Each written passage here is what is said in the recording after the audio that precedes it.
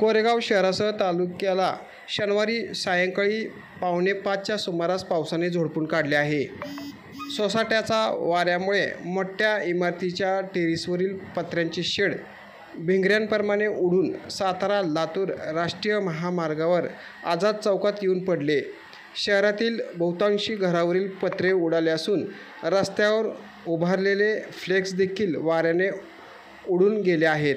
कोरेगाव शहरासह अनेक गावात शनिवारी वादळी वाऱ्याने अतोनात नुकसान केले. वाऱ्याचा वेग एवढा प्रचंड होता की 50 वर्षाची जुनी झाडे, इमारतीवरील पत्रे, पत्र्यांचे छत उडवून पडले. सुमारे अर्धा तास वाऱ्याच्या वेगात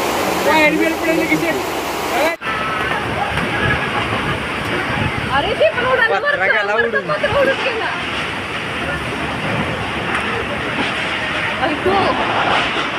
अरे